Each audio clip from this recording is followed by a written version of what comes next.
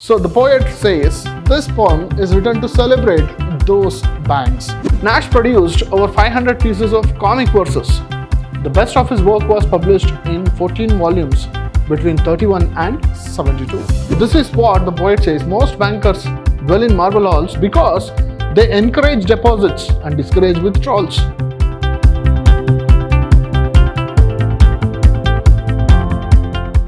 Hello students, I am Anil, Assistant Professor of English, Vidhyaashram First Grade College, the Temple of Excellence, MYSURU. Today in this session, we are going to look at a poem for second semester B.Ca titled, Bankers Are Just Like Anybody Else Except Richer. This poem, Bankers Are Just Like Anybody Else Except Richer, is written by the poet Auden Nash. In this session, we are going to look at the poet Auden Nash. Then we will summarize the poem. Auden Nash, an American poet, well known for his light verse from Rye, New York. He hailed from a well-to-do family but did not complete his college education. His earlier poems were published in The New Yorker. His first collection of poems, Hard Lines, was published in 1931, which made him immensely popular in America.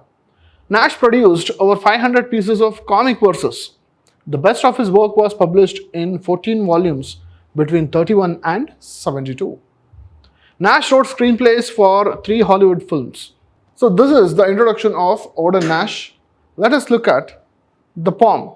Bankers are just like anybody else except richer. This poem starts with this line. This is a song to celebrate banks because they are full of money and you go into them and all you hear is clinks and clanks. Here the poet is actually talking about the banking system. The entire system is represented by one single bank. When you visit a bank, you see the people of the bank are very busy. They are working, and now you hear the sounds in the bank, clinks and clanks in the bank. So the poet says, this poem is written to celebrate those banks. He represents the entire banking system with one particular bank and how it works. Or maybe a sound like the wind in the trees on the hills, which is the rustling of the $1,000 bills. So when you enter a bank, all you hear is the sound of notes, currency notes. So it is like the sound of trees on the hills, that is rustling. Most bankers dwell in marble halls. When you visit a bank, you notice that the bank is a beautiful place, a neat place, and it is made of marbles. So the poet says, most bankers live in marble halls, which they get to dwell in because they encourage deposits and discourage withdrawals. Why are they so rich looking? Why are they dwelling in the marble halls? Because they encourage people to deposit their money into the bank, but they discourage withdrawals. So all banks today, you can take the banks, they have this saying that you have to maintain a minimum balance in your account. Why? For example, some of the banks in the cities, they have 1,000 rupees. Let us consider 1,000 rupees to be maintained as the minimum balance in your account always. So how does it affect? For example, if you opened a bank account, you are depositing 5,000 rupees, but you can withdraw only 4,000 rupees. You have to maintain 1,000 rupees as the minimum balance. So this is what the poet says. Most bankers dwell in marble halls because they encourage deposits and discourage withdrawals. And particularly because they all observe one rule, which is who betides the banker who fails to heed it.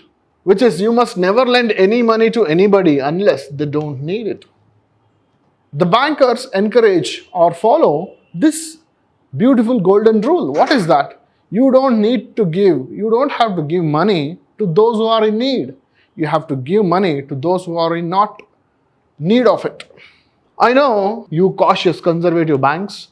Now the poet says he is talking about cautious conservative banks of America. Though he talks about the conservative banks of America, today it is applicable to the entire banking system. It is sarcastically talking about the banks. If people are worried about their rent, it is your duty to deny them the loan of 1 nickel Yes, even one copper engraving for the martyred son of the late Nancy Hanks. So he says if people are worried about their rent, then it becomes your duty to deny them the loan. If they want money urgently, it is your duty to deny them loan. You need not give them money when they are in need of money. Yes, even one copper engravings of the martyred son of the late Nancy Hanks. Nancy Hanks is the Abraham Lincoln of America, the first president. Yes, if they request $50 to pay for a baby, when they need money to take care of the baby, then also you deny. You must look at them like Tarzan looking at an uppity ape in the jungle. So you are so surprised at the customer asking for money which he or she needs to look after his or her baby. You look surprisingly at them, just like Tarzan looking at an uppity ape in the jungle, and tell them what to do and tell them what do they think a bank is. Then you are going to tell them that bank does not give loan for that.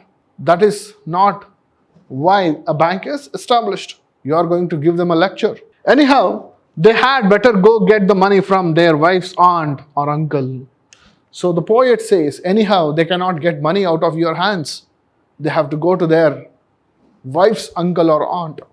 But suppose people come in and they have $1 million. Now that is a group of people or that section of people who are really poor, who don't have money to spend. And they need money, but the bank denies. Now the poet is talking about the other section of people who are rich. Suppose people come in and they have $1 million. That means they are already rich. And they want another $1 million to pile on top of it. Why you brim with the milk of human kindness? Now your behavior completely changes. You become a kind human being. Why you brim with milk of human kindness and you urge them to accept every drop of it?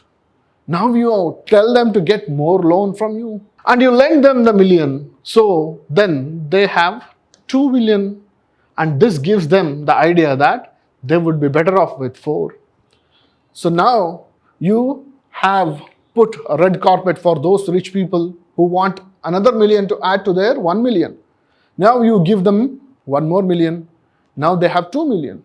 And this makes those people to have $2 more million. So this is how you treat a rich and the poor. So they already have $2 million as security. Now they have $2 million as security. So you have no hesitation in lending them 2 more. So this is how you behave. You now do not have any hesitation to give them 2 more. And all the vice presidents nod their heads in rhythm. The vice presidents of the bank, they agree. They nod their head. They agree to give them the loan because they are already rich. Why do they need money? And you people denied the same money to the poor. Not the same money, only the $50 for looking after the baby or for paying rent. They wanted a meager amount and you people denied that. And now you are giving millions for the rich people.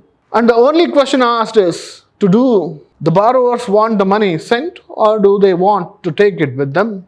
So when rich people take loan, you become like servants. You ask those people whether they take the money with them or should the banks send them to those people. So this is how rich and the poor are treated. Conservative banks.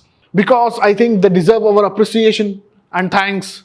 The jackasses who go around saying that health and happiness are everything and money isn't essential. Those rich people. Because I think they deserve our appreciation and thanks. Those millennials, they deserve our appreciation and thanks. Those idiots who go around saying that health and happiness are everything and money isn't essential. So those rich people only will say that health and happiness are more important and money is not. Because as soon as they have to borrow some unimportant money to maintain their health and happiness, they starve to death, isn't it?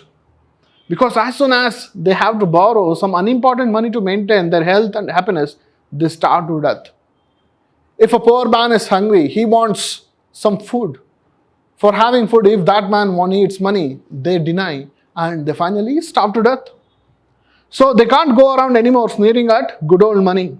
which is nothing short of providential. So money is not important. This is how they prove with this. So they can't go around anymore sneering at good old money. Now they can't blame money because they are dead, and which is nothing short of providential. It is nothing much important. So this is how the poet criticizes the banking system, talking about the rich and the poor and how these banks behave with the rich and the poor. Now summarizing the entire poem, it goes like this.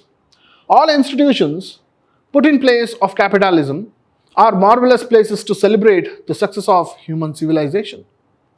All institutions put in place of capitalism, those who have money will invest money and they start their business, that is capitalism, are marvelous place to celebrate the success of human civilization. It is because of this capitalization there was competition in the market and they succeeded. The civilization was a success. The tone of the poem is more than sarcastic. It borders on the mockery. This tone, the tone of this poem is more than sarcastic. He is not only talking sarcastically about banks, actually he is mocking banks. The poem provides a sardonic insight into the operations of the bank and the frame of mind of bankers. How their psychology is, the bankers' psychology is. This is what the poem gives a picture of. By a little stretch of the imagination, can be deemed to be human with a little more money in possession. Bankers, by a little stretch of imagination, can be deemed, those bankers can be deemed to be human with a little more money in possession. They go beyond their imagination when they have money. The poet smugly remarks that a little greed on the part of bankers does not dehumanize them beyond corrigibility. So the poet indirectly says that a little greed on the part of bankers, does not dehumanize them beyond corrigibility. That means they can be corrected, but they have already corrupted. So this is what the poem. So Odin Nash criticizes the banking system. When the capitalism takes over, the rich and the poor are put at two extreme ends. How the poor are treated, how the rich are treated. He picturizes keeping the bank in mind and how bankers treat the rich and the poor differently. They deny the money those who need the money. They give the money those who don't want it. They don't need it. And they deny the money to those people who are really in need. So the tone of the poem is more than sarcastic, which mocks at the banking system. So with this, we shall meet in the next class. Thank you.